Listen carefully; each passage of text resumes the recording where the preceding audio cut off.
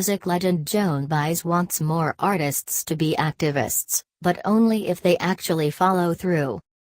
Joan Baez has always been more than a singer.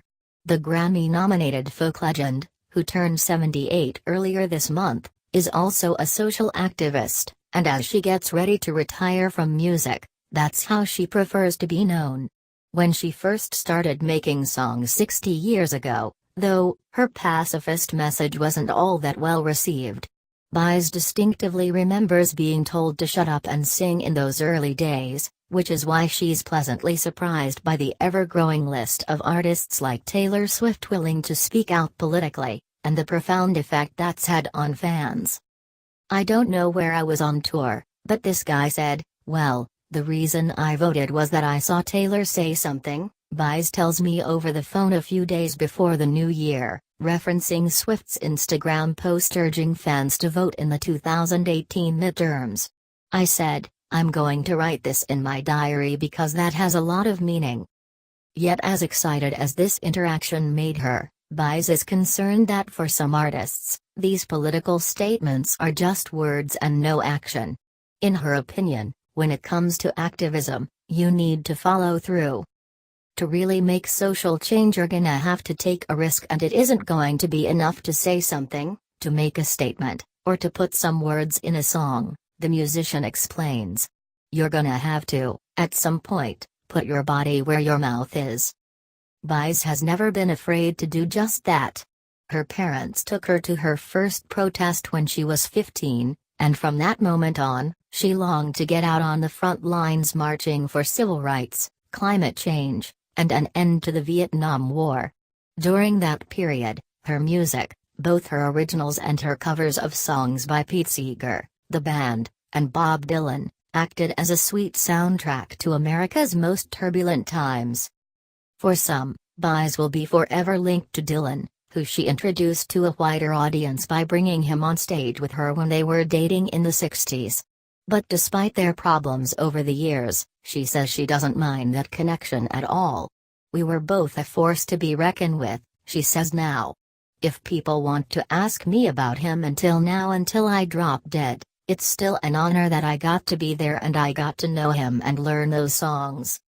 It's her own music, however, that has made her a legend. Baez's 1975 song Diamonds and Rust, about her breakup with Dylan, who she never names on the track, referring to him only as the unwashed phenomenon, the original vagabond, is widely considered one of her best, and her gentle renditions of protest songs like We Shall Overcome and Oh Freedom, both of which she sang at the 1963 March on Washington, are as powerful as ever.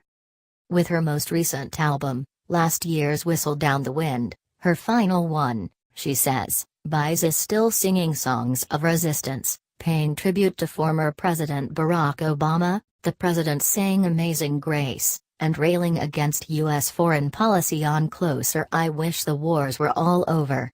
Her 2017 ode to Donald Trump, Nasty Man, is also a bop, FYI. Clearly, she's still got it, since her first new album in a decade earned her a 9th Grammy nomination. If she wins Best Folk Album for Whistle Down the Wind, it will be her first win ever. Baez received a Lifetime Achievement Award from the Grammys in 2007, but the musician isn't all that interested in talking about awards. "It's certainly not something I've given much thought to over the years," she says, chuckling. "Winning would be kind of a pleasant surprise. It would also be a nice button on a long and illustrious career.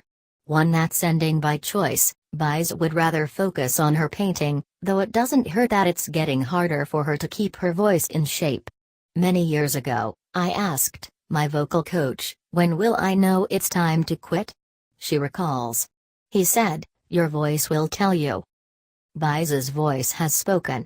"I love my voice on the album, I love what it does in concert," she explains, but to get it there she has to keep up with her vocal exercises, which are boring. Besides, she'd rather listen to the voices of the young female artists of today, which are really stunning, she says. Ariana Grande. "You can't compare to those voices." Baez turns to her 15-year-old granddaughter Jasmine for music recommendations, bonding with the teen over Adele, and Swift, who is a Baez fan. When she took Jasmine to see Swift's 1989 tour 4 years ago, she ultimately ended up on stage with the pop star and Julia Roberts, and Swift told her how much her music meant to her. "I don't think she was lying," Baez says of Swift, who, according to her, is one of the sweetest people I've ever met. "But I was surprised, as was my granddaughter."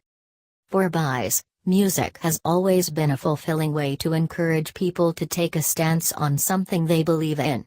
"To be able to do what I did and go where I went because of the voice," she says. "That was the real gift." Her talent also helped her live a fascinating life, and it's one she plans on bringing to the big screen in an upcoming documentary that she'd like to take to Sundance. "This is not a puff film," Baez says about the doc, which will cover early childhood stuff that I've never talked about on through. "So it's kind of scary, you know. Sometimes I end up crying right in front of the camera. But, you just go on and get it out." Perhaps, it should surprise no one that Baez is taking her own advice and putting her body where her mouth is.